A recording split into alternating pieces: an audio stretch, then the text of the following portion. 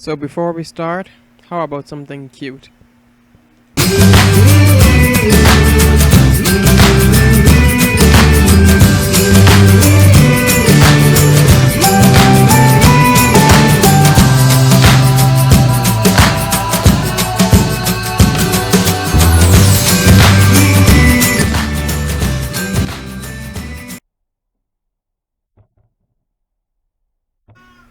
Okay guys, so the portion of the window that moves was supposed to be flush with the inside of the wall and just like the frame around it. So in order for that to work, what I'm doing here is I'm taking the router and I'm shaving out a portion of the window, or more like a portion of the wood. So when the hinges go on that spot, it'll be flush to the wall, just like the frame. This is just about the only way I could get it to work like this. But if you're doing like an average window, you don't have to do this part. I was a little misguided in doing this because I thought it was supposed to be a certain way, and well, this is basically my first time doing this, so I was a little off, but it's okay. Windows still came out great.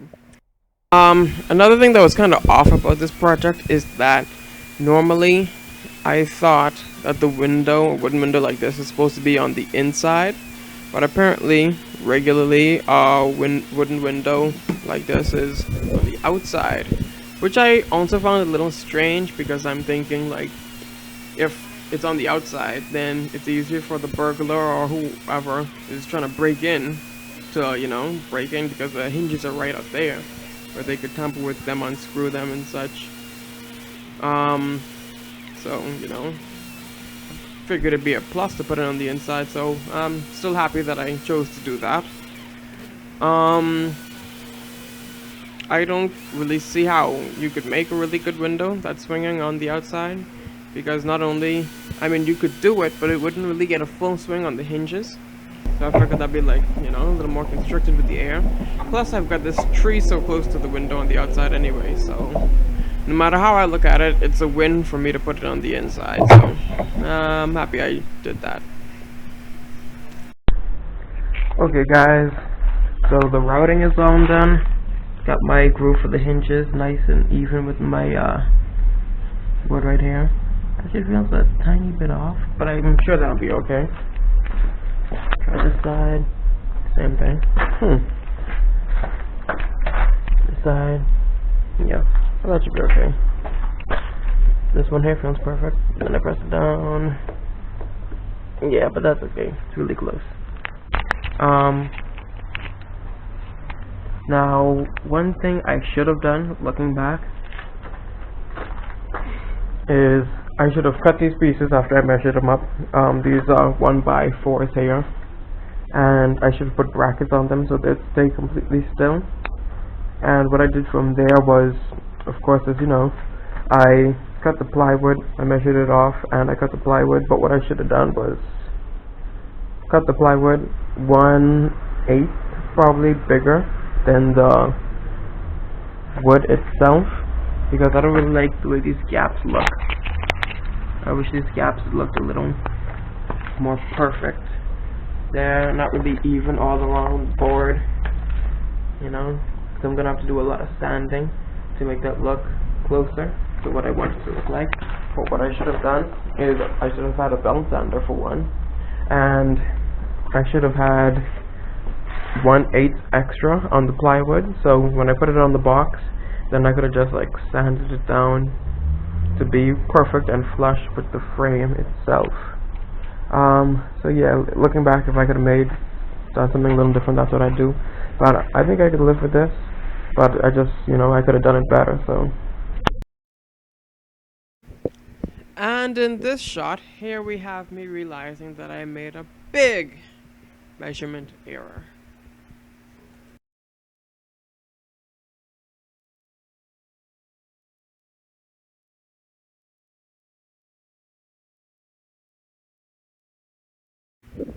So here I am in this shot, correcting that error.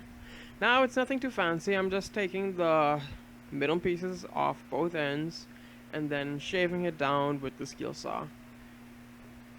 Cause, come to find out, it was like not wide enough, So to correct that, what I did was I shaved down the height of it a bit too, and just rearranged the outer frame to match it.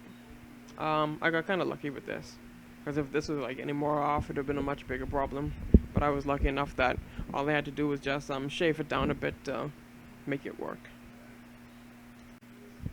So sometimes it's just a good idea to double check your measurements. Can't hurt. Alrighty, guys. So this is how it's looking now that the window is up. Um, have mercy. My camera kind of sucks. Have to do a couple hand tricks to even get it the exposure light level right. Okay, so it's up. Hinges are in. Everything moves pretty smooth. Looks okay to me. Just needs to sand down and paint.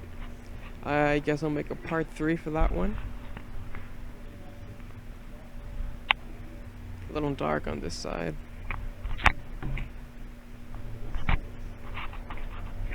But everything lines up, so no real complaints from me. Couple spots have the sand though, just for a bit of a smoother movement.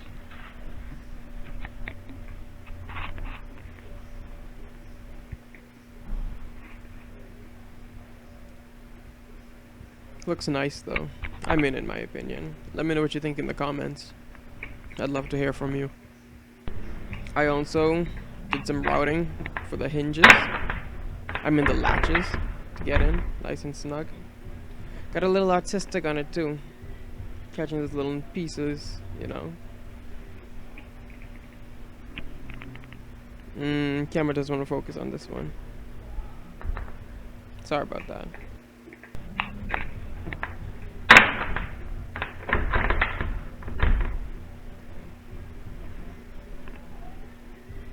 Yep, locks and secure, all good. So guys, thanks for joining me in this video. It's always great to have you guys along for the ride. This was like a pretty good project. It was a little different from how I thought would be because I really thought my measurements were a lot more on. They were a little off, you know. When we're in projects, it's often that we do bump into a few hiccups. Usually not this big, sometimes bigger. So, you know, I guess it's all in the part of the process. But like I say, thanks a lot for watching. Really appreciate it.